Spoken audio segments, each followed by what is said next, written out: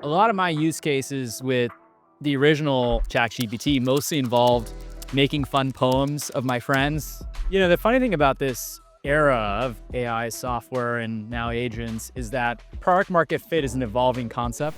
You're token maxing? If we want to talk finance and jump scares, then we can start talking our Claude bills. I'm trying to get us a couple of plaques and a handshake from Dario. I've been told that we're one of the largest consumers amongst them. It reminds me of that scene in The Big Short. I think they're confessing. He's like, I don't think they're confessing. I think they're bragging. They're not confessing.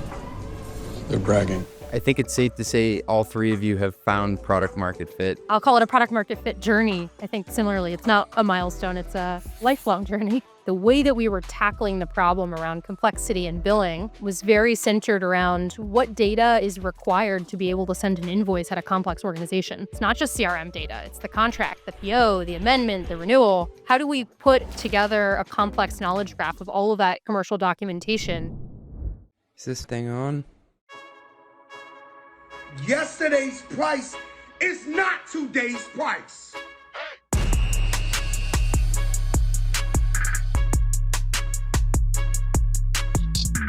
Hey, are you liking this show right now? Do us a favor and we'll do you a favor. Share a link to the show on Apple or Spotify with your team at work. Drop it in a Slack, or God bless you if you have to use Teams, throw it in there too. But send a picture of you dropping the link in to ben@mostlymetrics.com. That is ben@mostlymetrics.com. Our creative dictator will hook you up with some run the numbers swag. What's better than having a friend with a boat? A friend with a rooftop deck in Soho. The fine folks over at Tabs invited me over to their HQ, where all the work goes down, and we did a panel, and we recorded it. It was kind of like doing a live run the numbers, and so we had co-founder Rebecca Schwartz of Tabs. We had my friend, Fred Havemeyer, founding engineer over at a fast-growing startup called Fleet AI, and when you're the founding engineer, you really do literally everything in the company, and Rahul Rekhi, the president of Rogo. They're making software for investment bankers. AI native software, I may add. He's been a past guest on the show. We go deep on finding product market fit in the age of AI and scaling go-to-market, which includes how you think about incorporating token costs into the product that you're providing. So if you're a finance leader out there, your hair's on fire, you don't know what socks you're wearing today, you're working at a startup that's growing super fast, these three people are at the nexus of what's going on with AI, and they're building companies that haven't existed before. So this was an amazing conversation. It was like having four people going back and forth on a pod on a roof deck. So I think you're going to really like this one. Please like and subscribe. Onto the interview.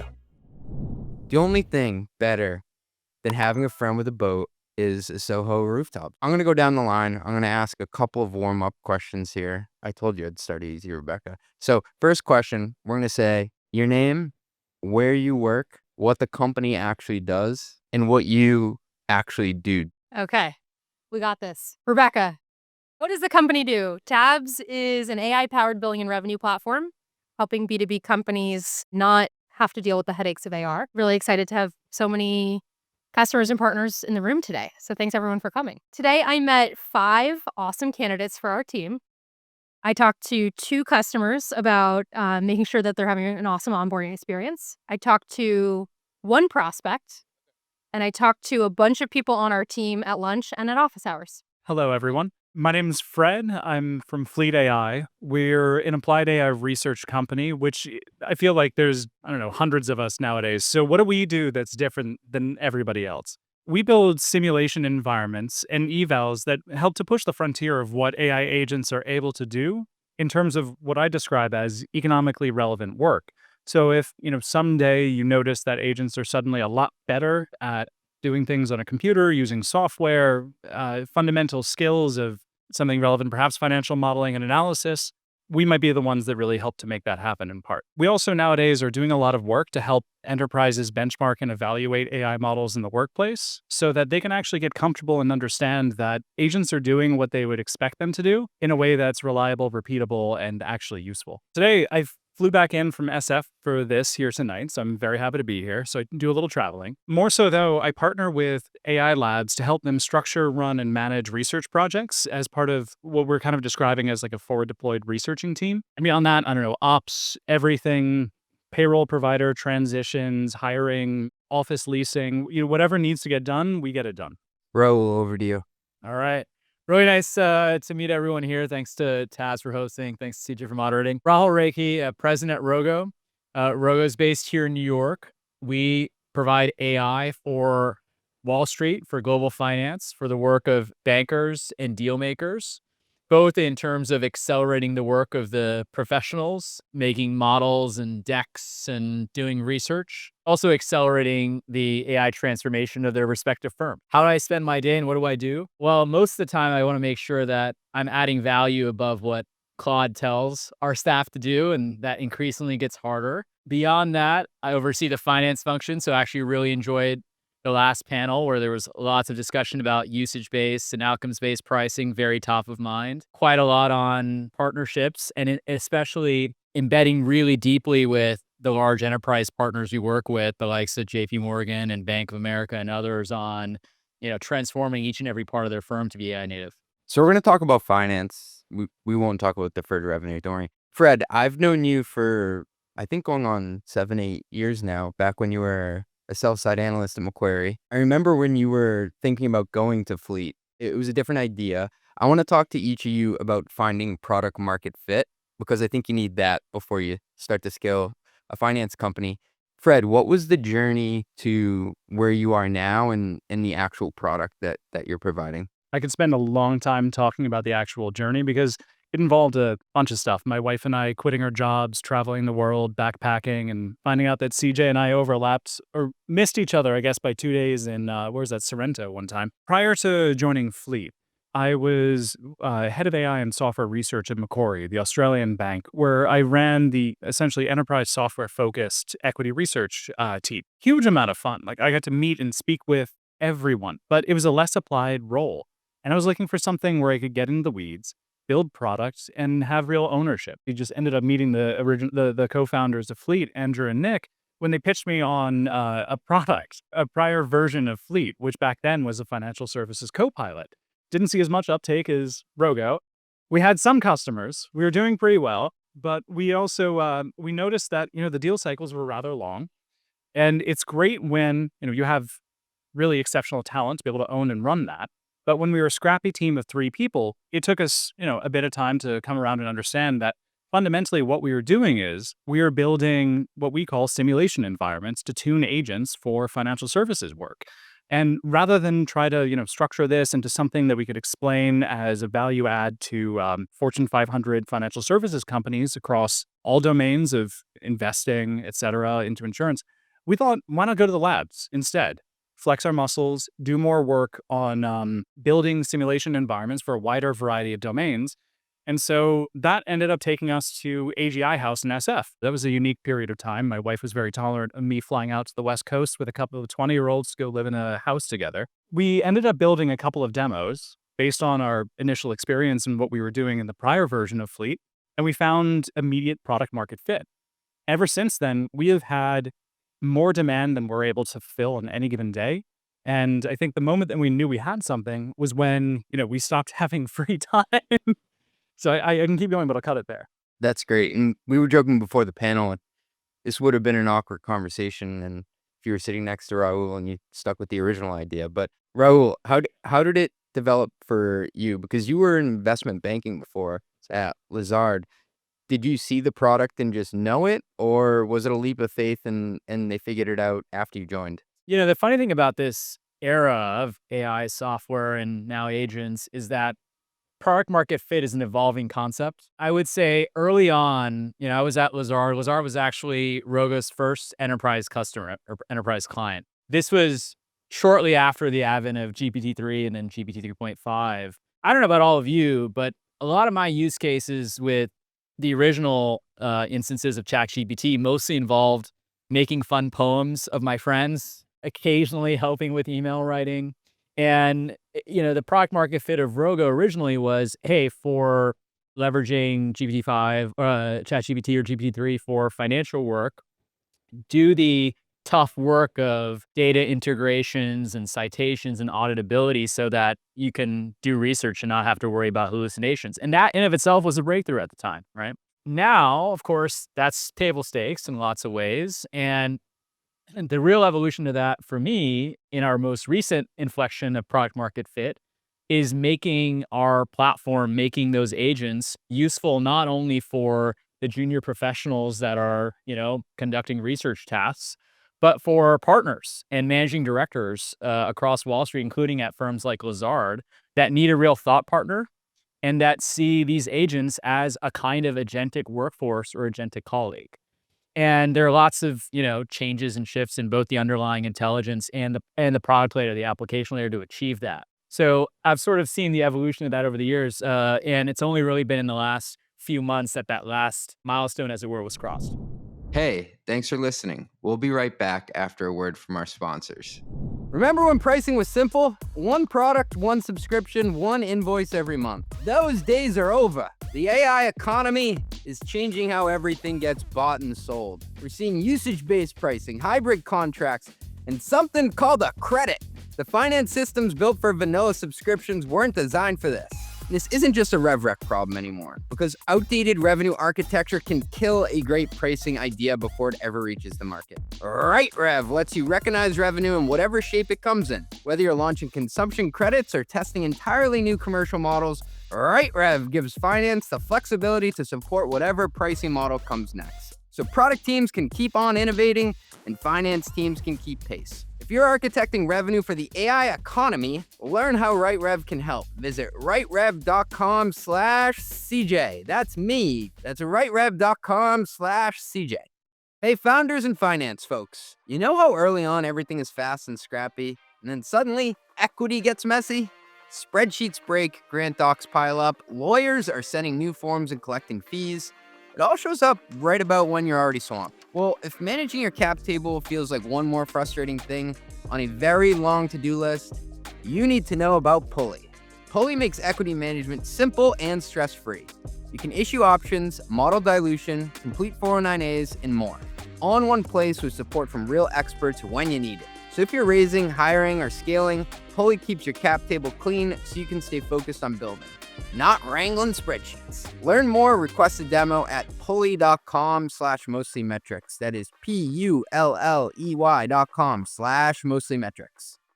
I got news for you. The ERP category is finally getting disrupted. And if you haven't heard of Rillet yet, please pay attention. It's the AI native ERP built specifically to replace NetSuite, and it's already won over hundreds of finance teams. Their mission is to make the zero-day close a reality, and they're actually doing it. We're talking teams closing the books at 1:35 p.m. on the first day of the month. Companies like Windsurf, Mercor, and hundreds of others run their entire finance stack on Rillet. Revenue recognition, close management, multi-entity, native Stripe and Salesforce integrations. Woo! Everything a scaling company needs. They've got 5.0 stars on G2. They're backed by A16Z and Sequoia, heard of them, and CPA-led implementations that get you live in 45 days. That is simply unheard of in the ERP space. If your books aren't running as fast as your business, check out Rillet. Book a demo at rillet.com/CJ. That is RILLET.com/CJ. That's me. Rebecca, talk to me about product market fit. I was talking to Kurt earlier today, and I didn't realize that you helped incubate Tabs when you were at Primary. I think it was I would say, slightly less ambitious idea going after just robotics at the time. Like, that's incredible. I think we started with a very operational focus, and billing was always central to that, and usage-based billing was always central to that. And actually, I think I'll call it a product market fit journey. I think similarly, it's not a milestone, it's a lifelong journey. And in that, we realized that the way that we were tackling the problem around complexity and billing was very centered around what data is required to be able to send an invoice at a complex organization. It's not just CRM data, it's the contract, the PO, the amendment, the renewal. How do we put together a complex knowledge graph of all of that commercial documentation and use that to power billing? Certainly, it's definitely still part of what we do, but even more powerfully, revenue and reporting that is much hairier to do, requires a lot more domain expertise, and has allowed us to go really deep with accounting teams, far beyond the operational side of billing tasks. And so I think our journey has taken us deeper into the finance and accounting organization, deeper into sort of our respect for that domain. And as a result, to larger companies, more complex companies, and upmarket quite a bit.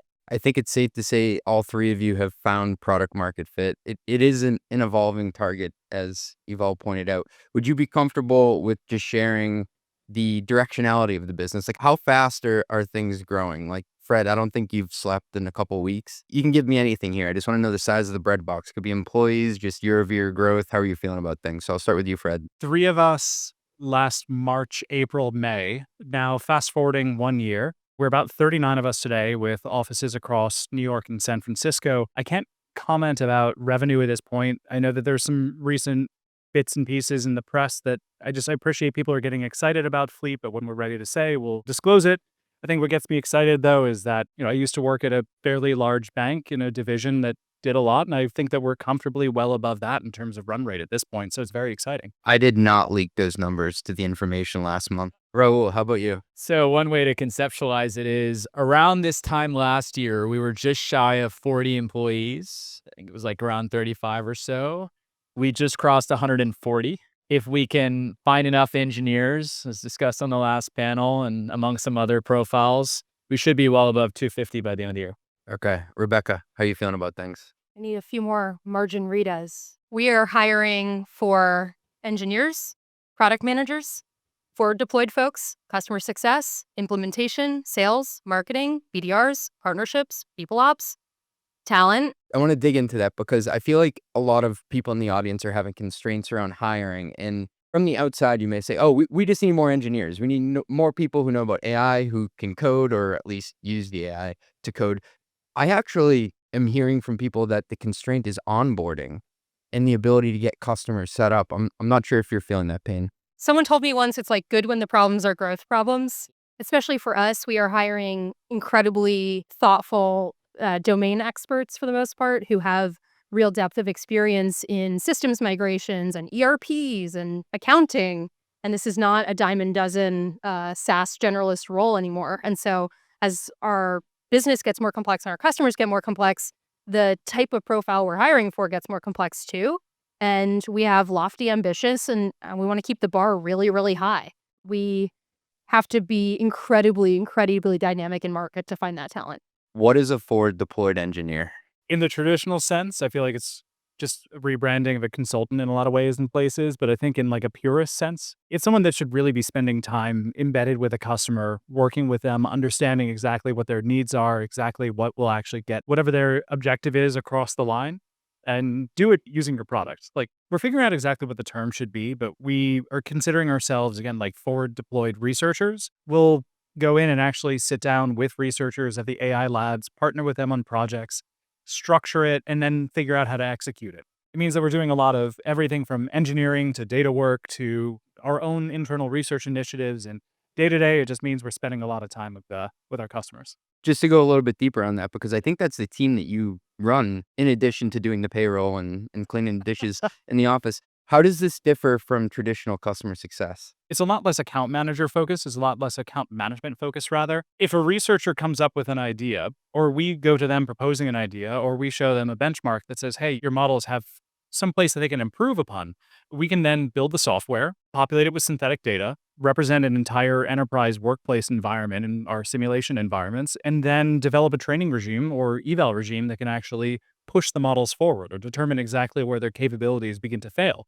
I tend to think that goes a little further than traditional kind of customer success or engagement role. And that's, I think, where the magic is. It's actually getting in and doing the engineering work and doing the research work with the client. Rahul, what's been the constraint for you other than everything? There is a little bit of everything in terms of the normal growing pains of the startup, so I'll corroborate that. But for a long time, and this ties to our conversation about PMF as well, the blocker for what AI can do in a workplace, including a financial firm, was the model intelligence and the adjacencies around that model intelligence. For example, something as simple as tool complexity or context complexity for a model, as recently as 6-7 months ago, was a major constraint on the kind of work and the kind of ROI, therefore, an application, AI application could deliver. The model intelligence is no longer a blocker. And then the blockers for growth, including our growth, but growth across the application layer, is everything else.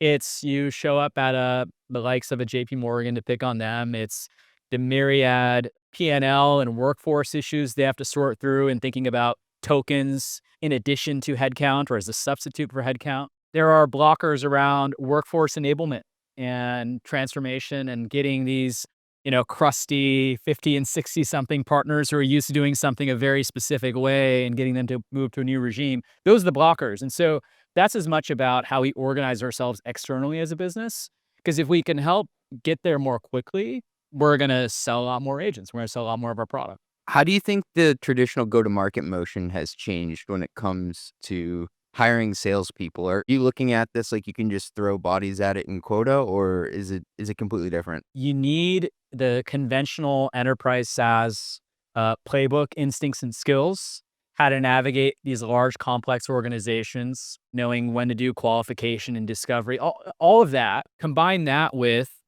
deep product fluency and intelligence at a time when the products themselves are changing by the week. And also, frankly, the ability to sell partnership. And that's hard.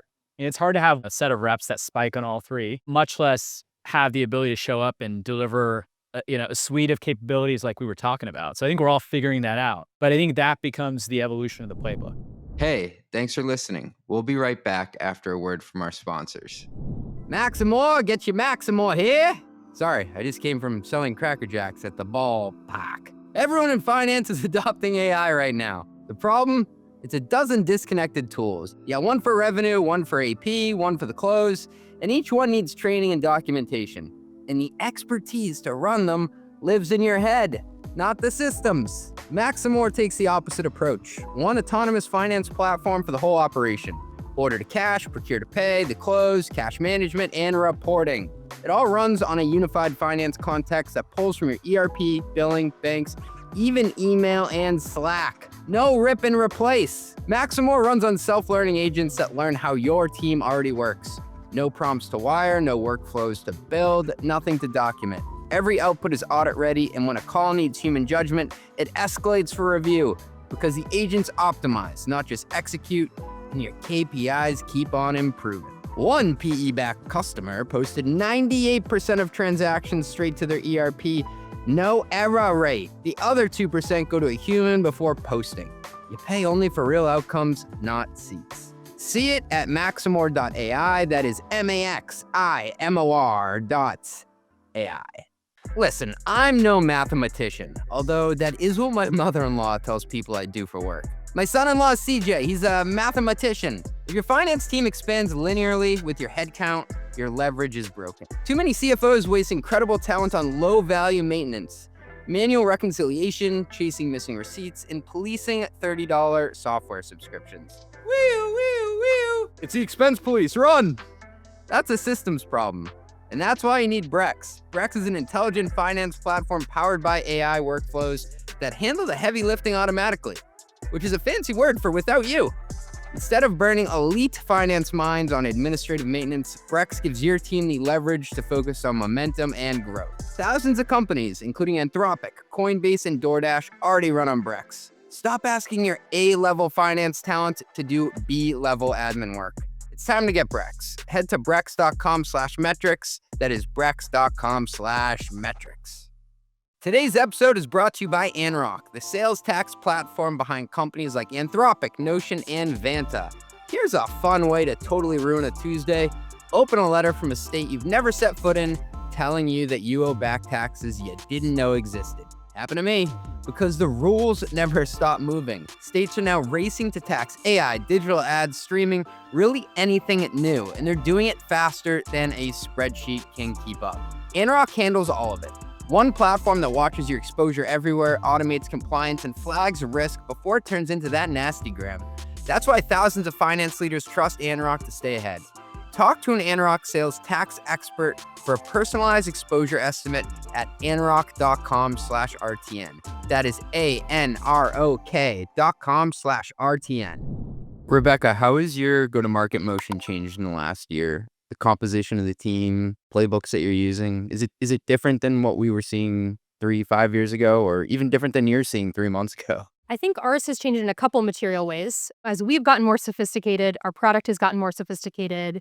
and our buyer has too. I think all of that has required a much deeper motion than we were used to maybe a year ago, even 6 months ago. So we've built out an exceptional solutions consulting team to pair with our salespeople to provide that product knowledge, domain depth, really customized solutions that are highly fit for purpose for that individual customer and all of their quirks, so that we can support edge cases and be really good partners to them, making sure that the AI works for their use cases, but also all of the integrations and workflows that need to be possible such that the AI can do its thing. That has created more complexity, and part of that's going up market, but part of that is also about meeting the moment where the market is asking us to come with product expertise and domain expertise and really consult on where their systems and their processes should go. We're going to go down the line here. So the question is, how would you describe your pricing model today? The second question is, how many times has it changed in the last year?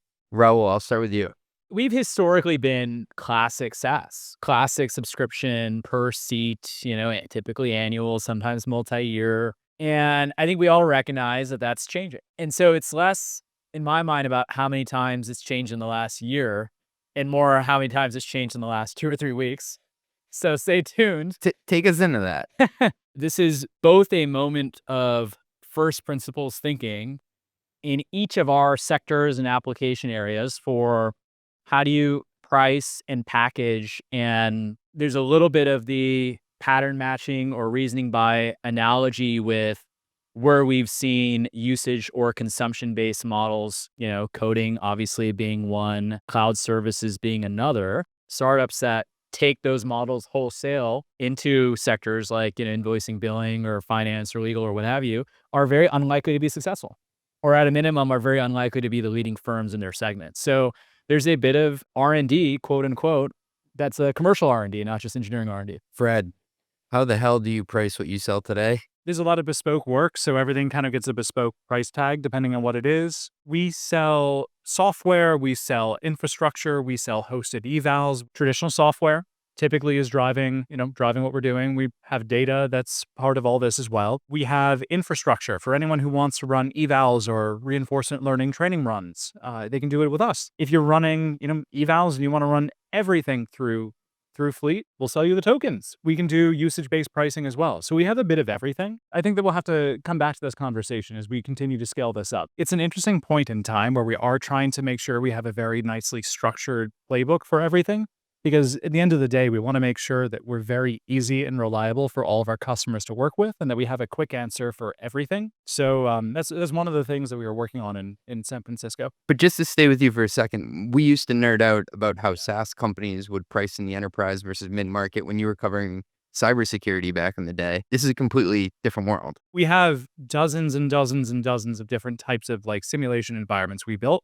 Each of them today carries pretty standardized price. It's a software-based sale. I think the difference from what I've seen is it's not like a SaaS sale where we're able to go through and say, this is 3 different SKUs and we're going to have some value metric price. We tend to be a bit more outcome oriented. And that's how we're beginning to think about it at this point of if you're able to see some sort of major gain in your model, we'll be able to figure out the value that is associated with that. Rebecca, what's your pricing model today? How many times has it changed in the last year? I don't know if we're on V3, V4, a lot of Vs. I think in that, trying to accomplish a couple of things. One is predictability for finance leaders who hate anything that's not predictable.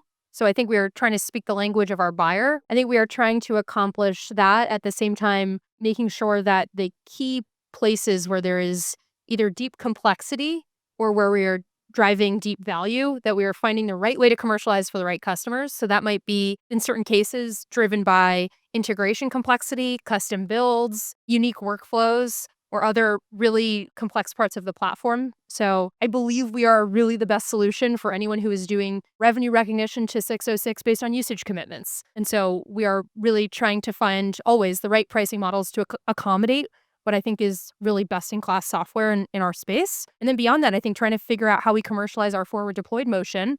I think something that I heard from all 3 people was that you're trying to do right by your customer and meet them where they want to transact. You brought up the finance persona. You brought up the people running these large language models. You're dealing with investment bankers. You have to crawl, walk, run, and package it in a way that they're used to. and what they're willing to pay. I want to dig into the finance function. Maybe I'll start with you, Fred. What does the finance and accounting function look like today? And how many people is it? Should be more people. It's been a bit of me, a bit of another one of my colleagues with a background in finance, and a whole lot of QuickBooks, Excel, Stripe, and everything that you use to run a small business. But I'd argue I think we've graduated above that, and we're in the midst of upgrading everything. For payroll, we just transitioned from Gusto to Sequoia, checked out Rippling and others. I think I can keep going from there, but it's a small business stack still at this point. If you need a deal on cash to collections, go to tabs.com/CJ for 20% off. Rahul, what does the team look like today? It's basically 4 of us that touch the function in an active way, albeit, heavily leveraging outsourcing and kind of third-party support. We have a head of strategic finance where we are hiring for strategic finance leads if there are profiles out there or in network. We have a controller, which is a tough one to get. I can share lots of PTSD about that process for those who are interested. We have a modern software stack, AI-first software stack, Tabs prominently in that. I think what we're finding is while the outsourcing is always a bit, checker, hit or miss, even in SaaS era, in the AI era, it's even more difficult to do it with high fidelity. So there's a kind of gradual insourcing process underway. The record for largest company in terms of revenue still on QuickBooks. Fitbit made it through 300 million in revenue, still on QuickBooks. I met another finance leader. They made it through 75 million in ARR before moving off a fractional firm. I thought those were interesting factoids. I don't know if anybody has an opinion on this. How far do you think you can take it with a fractional outsourced accounting team? I was alluding to this, and I guess maybe I won't say the firm so as to not land-base them. In our experience, the outsourced firms to handle the complexity, even in the commercial models we were just talking about here, maybe not quite at Fleet's level in terms of the range of the menu, but if you think about now with more usage-based models, that transition, but some customers still on legacy per seat, then you have these like forward deployed elements, SKU proliferation. It's very challenging for any outsourced vendor to handle that in an enterprise context where the, tolerance for error is not particularly high. If I could wave my wand and have basically all of it be insourced tomorrow, I would. We're all beholden to our book of SKUs. Rebecca, what does the finance and accounting team look like today? Team of 1. Part of that is by setting up the right system stack early that makes that possible. We have customers on the QuickBooks revenue front that blow that out of the water, north of 500 million in revenue. It's not really about QuickBooks. It's what you're doing in your subledgers that you can then dump into QuickBooks and make that a brain in the way that an ERP is effectively a database. Really powerful workflow automation around it makes that possible. So we see companies in our network who either go all in on fractional and outsourced support to make those systems run, or vice versa, very early on, trying to do as much as possible with teams of 1 and 2. So all of you have AI in your products. I'm curious how you wrap your head around the cost and the gross margins associated with it. It's really cool being an AI company. It's also really expensive being an AI company. How do you manage that? That's the reason why the panel before this was VCs. I think everyone's on a growth journey and prioritizing that. And I think the economic model of all of these businesses, everyone's trying to figure out what that's going to look like in time. I know because I see it in our customers' pricing models, which started out with a lot of people eating the cost of all the token consumption. And now people are both trying to pass through that token consumption and figure out ways to add margin on top as the models change their pricing frequently. And they're constantly trying to figure out the best way to put that on the customer. And we're seeing a lot of people experiment with commitments that can get burned down across seats and usage and tokens that create a slightly more customer-friendly experience with controls and commitment, but at the same time, flexibility in how that gets used. Fred, does gross margin matter and why? Oh, deeply matters. I think from day one, we were actually thinking about how to price these wildly bespoke products with a really solid software gross margin. And we've actually stuck to that. On tokens, we are massive users of all types of tokens. You're token maxing? If we want to talk finance and jump scares, then we can start talking our Claude bills. I'm trying to get us a couple of plaques and some handshake from Dario, and I think it might happen soon. I've been told that we're one of the largest consumers amongst them. We have traditional software R&D work, which is invested and actually goes towards the product that we're selling. That's all great, very easy to price, very easy for us to consider in terms of the cost of goods sold. Where it gets tricky is with hosted evals, where we are reselling tokens. That's a place for us where, we're not trying to extract software-like gross margins necessarily. It's a product where everyone knows the cost of a token from the vendors. That's where we'll think about that more as like a cost plus kind of model. We see this with a couple of vendors in the market too. Like if you're looking at an open router type of a vendor. Often you'll see that they'll host and then charge you for tokens plus some margin on top of that. I think that's how we're thinking about your token consumption, but for everything else, we're doing pretty well so far managing to a margin in the midst of token maxing. It reminds me of that scene in The Big Short when he's like, I think they're confessing. He's like, I don't think they're confessing. I think they're bragging. That's like what you see with these AI companies putting up the leaderboards. It's like that system engineer at Duolingo consumed that many tokens. That's crazy. Rahul, how are you thinking about costs? Maybe this is the inveterate banker in me. So don't try this at home. When I think about our North Star, I mean, I agree with others that, kind of conventional best-in-class SaaS metrics at a point in time are not super helpful. What is the terminal value of a business like Rogo 3 to 5 years out? And what do we look like in that world? The weights on gross margin today, the components, the major components, it's inference, we were just talking about, content, for us especially, servicing all these financial data sources to our customers. Embedded support, our forward deployed bankers and our parlance who show up. Bankers expect to get paid. But you think about really those as being the three big drivers. And you kind of tick down the list and you think, wow, in 3 to 5 years, our market positioning and ability to manage those costs looks very different. I would be surprised if in 3 to 5 years you have one model provider that has premium pricing and a kind of commanding market position over the others. On content, as we get bigger, we're able to amortize, our content costs over a larger base. We're able to have leverage over our content suppliers. So that looks different as well. And then you'd like to think that a lot of the embedded customer support, advisory type work also scales sublinearly. So when I added all that up, I think, all right, well, I'm managing to something that in 3 to 5 years looks maybe not quite SaaS level, but a lot more like SaaS. And that's the North Star. In the meantime, invest for growth.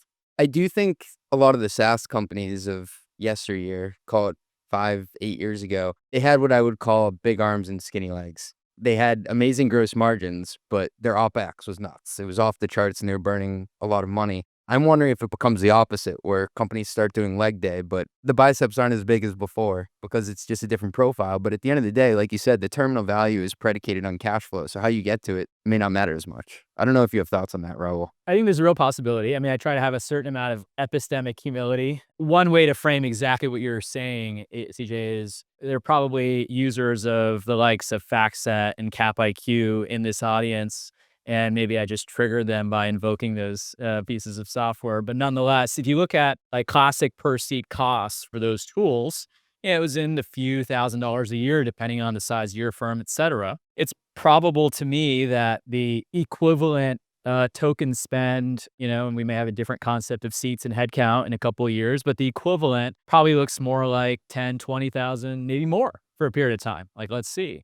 Even if you have a lower gross margin, and your gross margin is, I'm making this up, 30% on 10,000 or 20,000, you have maybe a third to a half of the contribution margin coming in, but it's on a base that's 3 to 5 times higher, and you actually come out ahead. In the end, if it's all about cash flow, you have a higher value. If you have a higher equity value business. Fred, do you think that over time we'll be spending the same or potentially more on tokens per employee than what their OT is? This is going to be so subjective.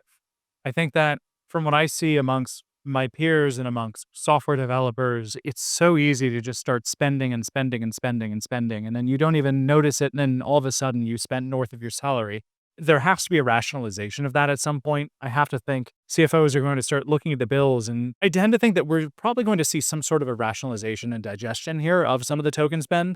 But on the other hand, if there is real value, like I, for one, see tremendous value being realized from investing money into tokens right now, I can make the case that token consumption will continue to rise, perhaps not uniformly at every single business, but amongst those businesses where there's a real use case, I would certainly expect it to rise. Rebecca, how are you thinking about investing in costs? Because in order to compete, you have to still build a lot of the stuff that people love and need in their workflows, but then you're adding AI on top of that. How are you managing that? Yeah, absolutely. I mean, I think it's both something that we think about in terms of where do we invest people resources, like at the company? How do we split up product and engineering focus? How do we split up post-sale focus? Those are like internal investment decisions that we're making on how much do we internally need to focus on core product and integrations and security and all the things that people care about, even before we get to the massive investments that we're making in AI. What we're going to do next is hop over to a segment that I like to call Asking Better Questions. And this is brought to you by our friends at EY. There have been some spicy debates going on X lately and LinkedIn. I'm terminally online, and people are arguing over what counts as ARR. We have context on all three of your pricing models, your business models, how you monetize. Rebecca, I'll start with you. When you report your revenue figures, do you call it ARR? What are you reporting it as? Yeah, I mean, I think we are in a lucky position in that we are getting contractual commitments to year or multi-year deals with structure around it. So in that sense, I think we have a lot of defensibility on how we think about ARR, but I've seen some of the asks from our customers on how they want to do ARR in Tabs. And so I know well how You've seen some stuff? I've seen some stuff. It's crazy out there. You can have an underwater basket weaving company and just call it ARR if you sell enough of them. Fred, how are you thinking about revenue and how you report it? I have a lot of thoughts about how you can report revenue. I was a software analyst in a past life, and I've seen a lot. CJ, you were never a bad offender. When we at Fleet get to a point where we report revenue, I'll have a lot more to share about what we're doing. Philosophically, if something's usage-based, if there's actually contracted revenue or backlog, call it like it is. Emily was saying on the last panel that somebody just took $100,000 from one day and multiplied it by, I don't know if it was 365 or something, but that company, I think, just raised a big round. So, Well, of course, as always the case, as we were just talking about, the real both checks and enablers of this are the capital suppliers here, our VC friends. So if the last panel is still around, hold that crew accountable. We try to self-police, I like to think that we're pretty responsible about what's truly recurring, what's a pilot, what's a paid pilot, and how to distinguish between these. You do get gray areas. We try to make sure finance holds the pen on what counts as ARR. That helps a lot. You can't have sales define that concept, needless to say. Try to keep it consistent, write it down and hold us to it, and don't make exceptions. I have a friend who's a VC, and they were trying to get into this really hot deal. It was like 5 people in a garage, but they were at, call it 50 million already. He just kept showing up over and over. What can we do to help? What can we do to add value? And finally, the founder turned to him, handed him a box with a shoebox, said, "We have all these checks from our customers, and we've just never cashed them." I say this because you're all making money now. It's working. You have product market fit. What's the hardest part or the biggest bug in the cash to collections process that you're experiencing today? Rebecca, I'll start with you. Come on, man. You're giving me a layup here. I got no problems. Hardest part is that we're not yet using Tabs, carving out time and remembering to send the invoice. Oh, no, Fred. I got you, man. This is going to sound very on the nose, but it's true. It's revenue recognition and invoicing. We're primarily in the enterprise, and our billing and invoicing process up until, recent developments and software upgrades, et cetera, is having, our outsourced service provider generate an invoice, and then some poor human being on our ops team has to email that invoice in a timely fashion. As you can imagine, that's not an especially high fidelity process. And so automating that, is going to increase our collection cycle time quite a bit. The number one reason why collections are delayed is because people don't send invoices. People are highly focused on the post-invoice send collections process, but actually people just don't send them on time or don't send them at all. All right, gearing towards a close here so we can get people back to the bar. Statistically speaking, there's someone in this audience who is going to hit this rapid growth period that they didn't expect, much like all of you have been able to achieve and are riding right now. If you could pick out one piece of advice for them, maybe we'll focus on the operational side of things just to be more tactical. What would it be? Being forward thinking about a payroll provider actually is very helpful, because once you get to a certain scale where suddenly you need a PEO and you need to actually have, payroll function, I think that would have been one of the best things to do, is perhaps find something beyond Gusto a little bit earlier, for us at least. And that would have been very helpful for fast scale up. This is operations and strategy, and, in some ways all encompassing. Be AGI pilled. I got this piece of advice from a friend, and that friend's been consistently right. If you bet on model intelligence continuing to compound, to borrow the Dario line, country of geniuses in every data center, that shapes how you think about product. That shapes how you think about, what your customers' needs will be. But that also shapes how you think about building and architecting your functions internally. 6 months ago, we were having, human beings kind of look at, Sigma or Metabase or Omni dashboard data and making PowerPoint slides. But everything is architected around, if we believe that all these firms we're partnering with are going to be AI native and they're going to have the benefit of sort of, again, something that looks and resembles AGI, then we should be building our own business around that set of assumptions too. finance function, but other functions as well. Rebecca, what about you? Hire great talent and have them in the same office, in person. That's awesome. Well, thank you everybody for joining us on this beautiful rooftop, and thank you Tabs for hosting us. Appreciate it. Run the Numbers is a mostly media production. Yelling and intro by Fat Joe. Artwork by Meg D'Alessandro. Show is executive produced by Ben Hillman. Nothing said on this podcast is intended to be business or investment advice. It's the sole opinion of me, a guy who feeds his dog way too much ice cream and has a history of net operating losses. LOL. If you like this podcast, hit subscribe and give us 5 stars. It will take like 2 seconds and our algorithm overlords love it. Drink water, call your mom, and have a great day. Peace.